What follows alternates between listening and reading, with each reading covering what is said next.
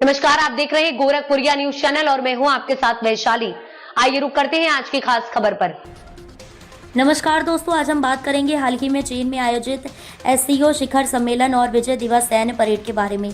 इस कार्यक्रम में 24 से ज्यादा देशों के नेता शामिल होने वाले हैं, लेकिन ध्यान देने वाली बात यह है कि भारत ने इस परेड में शामिल होने से इनकार कर दिया। इस कदम के पीछे कई राजनीतिक और रणनीतिक कारण हैं जो भारत की विदेश नीति और इंडो पैसिफिक क्षेत्र में संतुलन बनाए रखने की सोच से जुड़े हैं।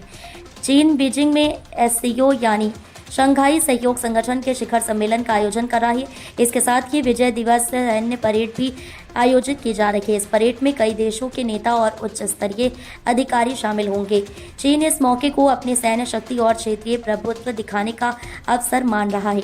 ये परेड न केवल चीन की ताकत का प्रदर्शन है, बल्कि एक राजनीतिक संदेश भी देती है। भारत ने इस परेड में शामिल होने से इनकार किया।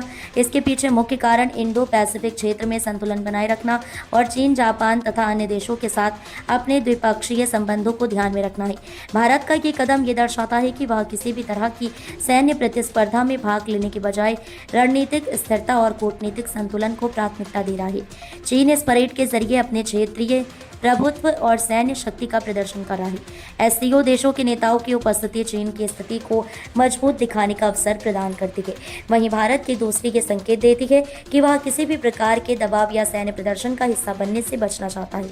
चीन के इस परेड और एससीओ सम्मेलन को लेकर अंतर्राष्ट्रीय स्तर पर भी नजरें टिकी हुई हैं। कई विशेषज्ञ मानते हैं कि भारत का इनकार एक संतुलित कूटनीतिक कदम है। ये न केवल भारत की रणनीति को स्पष्ट करता है, बल्कि इंडो पैसिफिक क्षेत्र में अन्य देशों को ये संदेश देता है कि भारत अपनी निर्णय स्वतंत्र रूप से ले रहा है। आगे आने वाले समय में चीन के ऐसे शक्ति प्रदर्शन और क्षेत्रीय दबावों से निपटना भारत के लिए एक बड़ी चुनौती हो सकती है।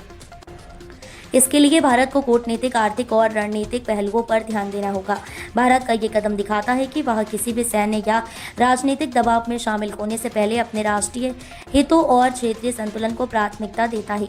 तो दोस्तों, ये थी जानकारी एससीओ शिखर सम्मेलन और चीन के शक्ति प्रदर्शन के बारे में। भारत ने इस मौके पर अपनी दूरी बनाए रखकर अपनी रणनीति और विदेश नीति को स्पष्ट किया है। अगर आपको ये वीडियो जानकारीपूर्ण लगी हो तो लाइक, शेयर और कमेंट करना ना भूलें और बताएं कि आप भारत के इस कदम को कैसे देखते हैं।